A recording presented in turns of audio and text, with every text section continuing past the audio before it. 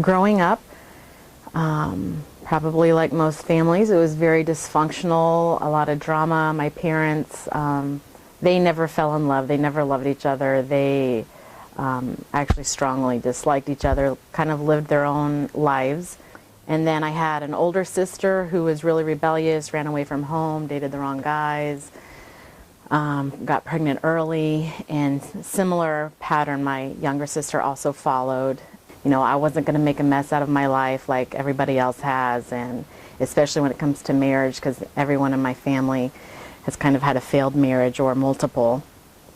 I was determined to have, you know, a godly, awesome marriage. I think I got my needs met for value and worth by doing a good job, by, you know, attending a Christian university and becoming an RA and working hard in school and making good grades and getting a good job and doing well in that, and just feeling, you know, feeling significance. It was actually a year ago on Valentine's Day, my husband and I went out.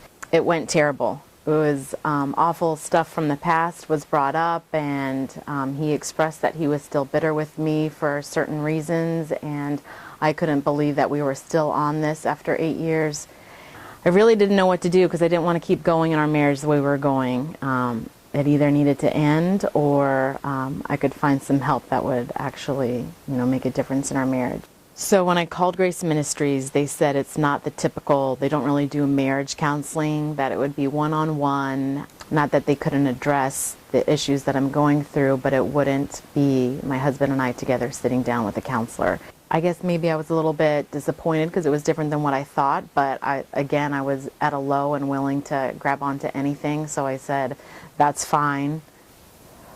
During our sessions, when it's pointed out, or even I see it on my own, how I am going to Kevin to get my need for love met, or if I'm doing this activity to get a need for value met, that will never be successful, that Christ is the only one that can meet all those needs. Once I realized that, I could see what I was doing and stop that and turn my focus to Christ and say, God, you know, you're the only one who can accomplish what I'm trying to accomplish. So it was very freeing. I didn't have to do it. I didn't have to get someone to validate me. I knew I was already validated. I knew I was already loved and accepted by Christ, and so the pressure to earn that on my own was gone. There definitely was one thing